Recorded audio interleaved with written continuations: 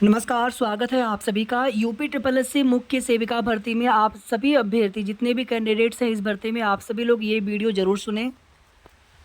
एक कमेंट आया था किसी कैंडिडेट का, किसी सिस्टर का, कि अगर दोनों पक्ष को सुना गया है तो उस स्थिति में एक पक्ष को स्टे कैसे दे दिया जाता है। अपना हित प्रभावित बताते हुए कि भर्ती प्रक्रिया शुरू होने जा रही है तो एक इंटरिम रिलीफ की मांग की जाती है और इंटरिम रिलीफ के रूप में ही स्टे दिया गया था माननीय न्यायालय की तरफ से। इसी तरीके से चलिए, वो लोग जितने भी लोग हैं, वर्तमान में टोटल 100 लोग हैं और यहाँ पर 34,000 से भी ज़्यादा अभ्यर्थी हैं। तो क्या आप सभी का हित प्रभावित नहीं हो रहा है? यही मांग हम सभी को माननीय न्यायालय में रखनी है कि हमारा हित प्रभावित हो रहा है और अभी तो डीबी रिजल्ट देना है, फाइनल रिजल्ट तो है नहीं। तो डीबी रिजल्ट के लिए स्टे वैकेंट हो, डीबी रिजल्ट जारी हो और अंतिम रिजल्ट में जो भी 126 पदों पर नियुक्ति प्रक्रिया हो माननीय न्यायालय के अंतिम आदेश के अधीन हो, या फिर जब मैटर फाइनल हो उसके बाद हो। गोरखपुर में मुख्यमंत्री जी के होने और जनता दरबार को लेकर के जानकारी आप सभी को दी गई थी विभिन्न ग्रुपों में। हमारे अपने ग्रुप में भी हमने भी मैसेज किया हुआ था, लेकिन मौसम ख़राब होने की वजह से हमारी जो भी जानकारी है उसके अनुसार कोई भी बहन नहीं जा सकी है। इसके पहले जब जनता दरबार लगा था तो उसमें कुछ बहनें गई थी, 3 दिन लगातार लगा था उसमें। तो 2 दिन जनता दरबार में कुछ अभ्यर्थी गए हुए थे, एक दिन मुख्यमंत्री जी से उनकी मुलाकात नहीं हो सकी थी, एक दिन उसमें जो भी लोग गए थे उनको आश्वासन दिया गया था। मुख्यमंत्री जी के पास इतने सारे काम होते हैं कि जब तक आप एक मामले को 10 बार नहीं बताएंगे, हमें नहीं लगता कि उनको शायद याद भी रहता भी हो, लेकिन एक हम लोग जो समझते हैं चीज़ों को कि उनके पास हज़ारों काम है। फिर इसमें किया क्या जाए? विभाग के स्तर से मजबूत पैरवी की नहीं जा रही है, उसमें शासन से हमें जो निर्देश मिलेगा या फिर मजबूत पैरवी को लेकर के, अधिवक्ता आदि को लेकर के जो कुछ भी उनके रीजन है, उनके पास जो कुछ भी एक्सक्यूजेज है, तो क्या हम लोग उसी चीज़ को लेकर के इसी प्रकार से इंतज़ार करते रहेंगे? वहीं आप देखेंगे जो संविदा कर्मी सुपरवाइजर है, अभी हमें पता नहीं, कन्फर्म चीज़ें पता नहीं थी पहले, लेकिन अभी जो कुछ भी इसमें चीज़ें पता चली हैं कि सीनियर अधिवक्ता को भी हायर किया जा रहा है।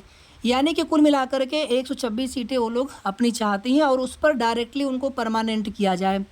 पहली चीज़ देखिए, जो भी उनकी पुरानी भर्ती प्रक्रिया थी उसके बारे में बहुत अच्छे से जानकारी हम सभी लोगों को है, लेकिन उस पर चर्चा इसलिए नहीं की जाती है कि हमें अपनी भर्ती से मतलब है।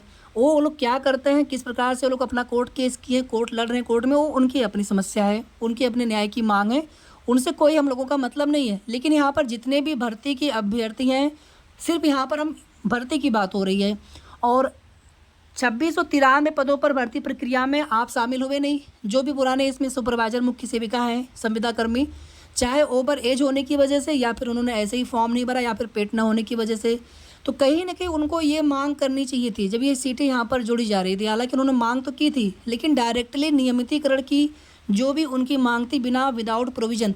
वैसे भी आप देखेंगे वर्तमान में कोई भी भर्ती होती है रिटन एग्जाम के माध्यम से होती है। पहले भर्तियाँ मेरिट पर हो जाया करती थी, लेकिन अब ऐसा होता नहीं है और विदाउट एडवर्टाइजमेंट एक भी सीट किसी को नहीं दिया जा सकता। सीधी सी बात है, कोई भी भर्ती हो। सुप्रीम कोर्ट में भी इस तरह के, जब 1,37,000 से ज़्यादा शिक्षा मित्रों का समायोजन रद्द हो सकता है तो आप सभी समझ सकते हैं। तो यहाँ पर डायरेक्टली नियमितीकरण जैसी कोई भी संभावना दूर दूर तक नहीं, फिर भी वो लोग अपना लड़ रही हैं कि हमें डायरेक्ट वो सीटें दे दी जाए।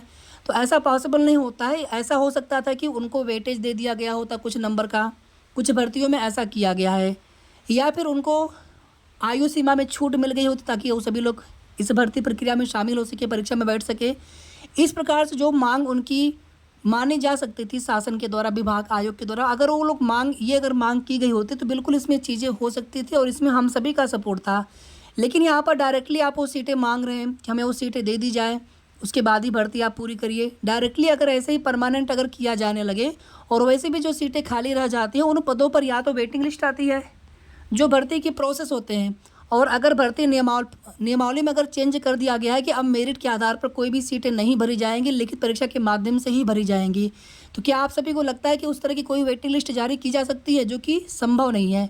तो ऐसी स्थिति में उन पदों को कैरी फॉरवर्ड ही किया जाता है। कैरी फॉरवर्ड मतलब होता है नई भर्ती में शामिल करके अगली भर्ती में सभी को मौका मिले, और यही चीज़ें आपकी भर्ती में की गई थी। माननीय न्यायालय की तरफ से कोई परमानेंट स्टे आपकी भर्ती में नहीं दिया गया था, एक इंटरिम रिलीफ के लिए, वो भी तब की स्थिति जब विभाग की तरफ से जवाब लगा करके मामले को फाइनल नहीं करवाया गया था। जो भी जवाब लगाने, तो उसकी वजह से कोर्ट की तरफ से इंटरिम रिलीफ दे दिया जाता है और उसमें भी कहीं पर भी डीबी प्रक्रिया पर कोई रोक नहीं है, सिर्फ और सिर्फ रिजल्ट पे रोक लगाया गया था। लेकिन एक बहाना मिल गया आयोग को भी। अगर वो चाहे होते तो एप्लीकेशन लगा करके माननीय न्यायालय से कि अभी तो हमें सिर्फ डीबी कराना, अभी तो पता भी नहीं कितने अभ्यर्थी हैं, कितनी सीटों पर कैसे उनको फाइनल मेरिट लिस्ट में कौन लोग आने वाले हैं, तो किसी का हित प्रभावित कैसे होगा। जिस आधार पे उन लोगों ने स्टे लिया है उसी चीज़ को चैलेंज कम से कम करना चाहिए था। एटलीस्ट आपकी भर्ती आगे बढ़ती, डीबी का रिजल्ट कम से कम आया होता, कम से कम सभी को पता चलता कि हाँ इतने नंबर डीबी कट ऑफ गई है, आगे कितनी कट ऑफ जा सकती है। लेकिन इतनी ज़्यादा मानसिक उलझनें आप सभी को हो रही होंगी भर्ती प्रक्रिया आगे न बढ़ने की वजह से। और कोई भी भर्ती देख लीजिए 4-5 साल 6 साल जैसे एक ट्रेंड बन चुका है, कितने समय में भर्ती पूरी करनी है। तो यहाँ पर अब ऐसा नहीं होना चाहिए। बहुत ये सब चीज़ें लापरवाही होती हैं, चाहे जिनकी भी लापरवाही हो, भर्ती समय पर पूरी होनी चाहिए। अब इसमें देखिए एक रास्ता क्या है, माननीय न्यायालय से आप सभी का ही पक्ष रखा जाना चाहिए, जिसमें सीधे सीधे ये स्पष्ट मांग की जाए कि जितने भी सीटों का मामला है अभी उन पदों पर कोई फाइनल रिजल्ट जारी नहीं करने वाले हैं। और उसकी वजह से हज़ारों की संख्या में, वहाँ पे 100 लोग हैं, पहले कम लोग थे अब 100 लोग हो चुके हैं सभी याचिकाकर्ता मिला करके, यानी कि 100 लोगों की वजह से आप पूरी भर्ती पर स्टे क्यों देंगे। उनको एक सीट से मतलब रहेगा ना, 126 सीट से मतलब रहेगा। अगर उसमें दिक्कतें आए तो इतनी सीटें होल्ड रखते हुए, डीबी का रिजल्ट वैसे भी ज़्यादा अभ्यर्थी लिए जाते हैं, तो डीबी के रिजल्ट में तो वैसे भी ये सब चीज़ें वहाँ पर बतानी भी नहीं पड़ेंगी। कुल मिलाकर के स्टे हटवाने के लिए जो भी प्रयास करना होगा वो प्रयास हम लोग करेंगे। सबसे पहले आप सभी से एक निवेदन है कि अगर आप लोग टेलीग्राम ग्रुप में ना जुड़े हों तो सबसे पहले आप टेलीग्राम ग्रुप में जुड़ जाइए। आगे की जो भी जानकारी होगी, बार बार वीडियो बनाना अच्छा नहीं लगता है, जो भी चीज़ें रहेंगी हम टेलीग्राम ग्रुप में एक पोस्ट के माध्यम से या सभी लोग उसमें अपना सहयोग करेंगे आपस में। और कैसे आगे क्या करना है, 1 से 2 डेट में हम लोग स्टे भी हटवा लेंगे और डीबी का रिजल्ट भी जारी करवा लेंगे।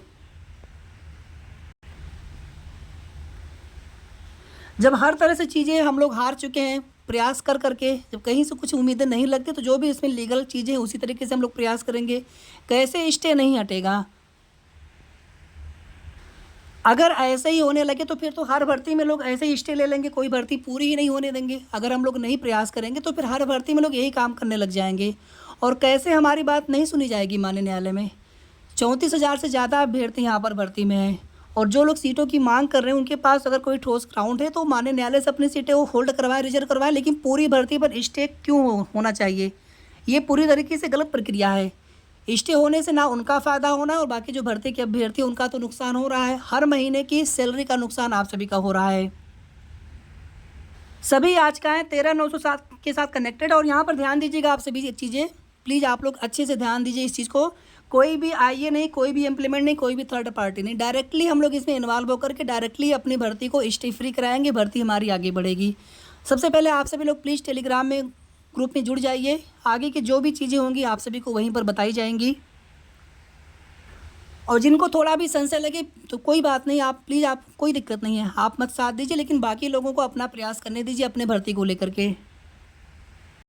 13 सितंबर को अपने आप एक कोर्ट नंबर 36 में मामले लग जाते हैं। वहाँ पर ना विभाग की तरफ से ना किसी के द्वारा किसी ऐसे बेंच में मामला लगवा दिया गया तो ट्रांसफ़र केस नहीं सुने जाते, ना डिसाइड होते हैं। अभी हम बोलेंगे तो आप कहेंगे कि इस तरह की बातें, आप जो चीज़ें हैं वही तो बताएंगे आप सभी को। ट्रांसफ़र केस में बहुत ही कोई अर्जेंट मामला होता है तभी वहाँ पर वो केस डिसाइड होता है। तो ट्रांसफ़र केस टेकअप हो जाए वही बड़ी बात होती है। कोई भी बेंच होगा वो सबसे पहले अपने बेंच के ही मामले सुनना चाहेंगे, कोई भी जज साहब होंगे। तो सबसे पहले आप लोग तुरंत टेलीग्राम ग्रुप में जुड़ जाइए। बाकी जो भी की वस्तु स्थिति है कि जो विपक्षी के लोग हैं वो पूरी कोशिश कर रहे हैं कि भर्ती में स्टे हम लोग न हटने दें। तो आप सभी समझ सकते हैं कि उनकी मंशा क्या है। आपकी भर्ती अभी यही नहीं समझ में आ रहा कि भर्ती में स्टे कब वैकेंट होगा, कितना समय लग जाए। उनको प्रयास करने दीजिए, हम लोग भी प्रयास जब आरंभ करेंगे बहुत जल्दी हो सकता है कि पहली ही डेट में स्टे वैकेंट हो जाए। उसके लिए आप सभी निश्चिंत रहिए, बस आप सभी साथ दीजिए, खुल करके साथ दीजिए, अपनी भर्ती के लिए प्रयास करिए। जो भी भाग दौड़ करनी थी वो आप लोगों ने कर लिया। अब यहाँ पर हम लोग जो भी लड़ाई लड़ेंगे लीगली, विधिक रूप से ही हम लोग लड़ाई लड़ेंगे, संघर्ष करेंगे। केस पास ओवर हुआ है और पता नहीं कि अब यहाँ पर नेक्स्ट डेट कब की लगे, जब भी डेट लगे नेक्स्ट डेट, लेकिन उसमें भी होना क्या है, फिर से वही कोई नेक्स्ट डेट मिल जाएगी दोबारा से। और आईए के थ्रू देखिए नहीं जाना है, आईए के थ्रू अपना पक्ष नहीं रख पाते हैं हम लोग, ठीक है। कैसे प्रयास करना है हम टेलीग्राम ग्रुप में सारी चीज़ें आप सभी को बता देंगे। तो प्लीज़ आप सभी लोग टेलीग्राम ग्रुप में जुड़ जाइए। हर दिन वीडियो नहीं बना पाएंगे, समय का अभाव होता है। टेलीग्राम ग्रुप में आप सभी रहेंगे, वहाँ पर सब लोग आपस में बातचीत करके, आपस में विचार विमर्श करके जो भी आगे की रणनीति होगी उसको सही तरीके से हम लोग आगे बढ़ेंगे, फॉलो करेंगे। और निश्चित रूप से आप सभी को हो सकता है कि महीना भर भी ना लगे, स्टे वैकेंट, स्टे फ्री भी हो जाए आपकी भर्ती। और उसके बाद फिर डीबी रिजल्ट भी बहुत जल्दी आ जाएगा। बाकी जो प्रेजेंट टाइम में जो भी चीज़ें चल रही हैं उसको देखते हुए इतनी ज़्यादा अनिश्चितता बनी हुई है कि इस भर्ती का भविष्य ही समझ में नहीं आ पा रहा है कि कितना समय लग जाए। और इतने महीने से आप लोग देख ही तो रहे हैं किस प्रकार से क्या हो रहा है, उसमें क्या बताने की अलग से ऐसी भी कोई भी चीज़ें नहीं जो आपको समझ में ना आए। ठीक है, तो आप लोग प्लीज़ सभी लोग टेलीग्राम ग्रुप से जुड़ जाइए। हर दिन वीडियो या फिर हम वीडियो रेगुलर नहीं बना पाते हैं, कभी कभी ही वीडियो आ पाती है जब बहुत आवश्यक लगता है। तो आप सभी लोग टेलीग्राम ग्रुप से जुड़े, आगे की जो भी अपडेट होगी आप सभी को हो सकता है कि हम आज ही सारी चीज़ें आप सभी के बीच में शेयर करेंगे कि कैसे आगे क्या प्रयास करना है। वीडियो को आप सभी जितना हो सके शेयर कर दीजिएगा, सभी जितने भी अभ्यर्थी हैं भर्ती में सभी तक ये वीडियो जाना चाहिए। धन्यवाद।